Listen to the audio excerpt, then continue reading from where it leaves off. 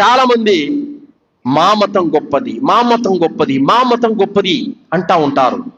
మేమే ధర్మ జ్ఞానులం, మా పుట్టుక చాలా గొప్పది, మేమే గొప్పవాళ్ళం అని చెప్పుకుంటూ ఉంటారు.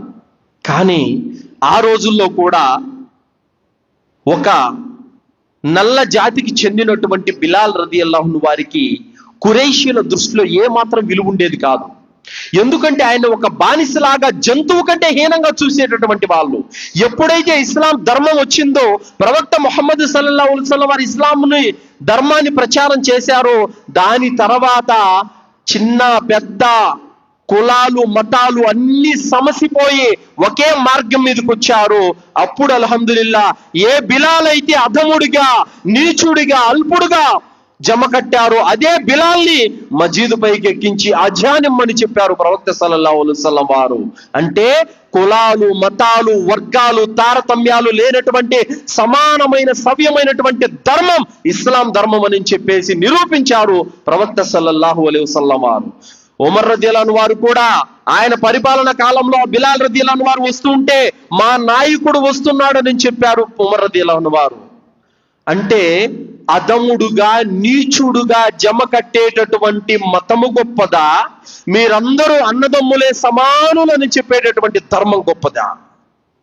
ఏ ధర్మం గొప్పది? ఏ ధర్మంలో సాఫల్యం ఉంది? ఏ ధర్మంలో ముక్తికి మార్గం ఉంది? దీన్ని బట్టి మీరు అర్థం చేసుకోవచ్చు.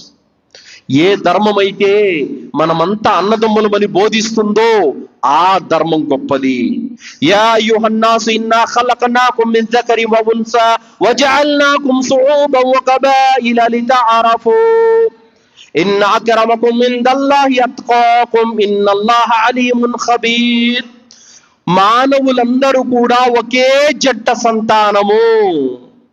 ఎవరైతే అల్లాహకు అతి ఎక్కువగా భయపడతాడో వాడే అల్లాహ్ దృష్టిలో గొప్పవాడు. ఇన్న అక్రమకుం ఇందల్లాహి అత్ఖాకుం. ఎవరైతే అల్లాహకు అతి ఎక్కువగా భయపడతాడో వాడు అల్లాహ్ దృష్టిలో గొప్పవాడు. నేను పలానా కులంలో పుట్టాను, నేను గొప్పోణ్ణి, మీరు నీతి జాతి తక్కువ కులంలో పుట్టారు, మీరు తక్కువోళ్ళు అని చెప్పలేదు. ప్రవక్త సల్లల్లాహు అలైహి వసల్లం అన్నారు, అరబ్బునికి అరబ్బేతురుపై గాని, నల్లవాడికి తెల్లవాడిపై గాని, తెల్లవాడికి నల్లవాడిపై గాని ఎలాంటి ఆధిక్యత లేదు. ఎవడైతే అల్లాహకు భయపడతాడు వాడే గొప్పవాడు. కానీ ఇక్కడేంటి, మేము పలానా కులంలో పుట్టాం, మేము ఇక్కడి నుంచి పుట్టాం, మేము ఇక్కడి నుంచి పుట్టాం, మేము గొప్పోళ్ళము, మీరు కింద నుంచి పుట్టారు, మీరు నీచులు. అందులో ఎక్కడ సాఫల్యం ఉందండి?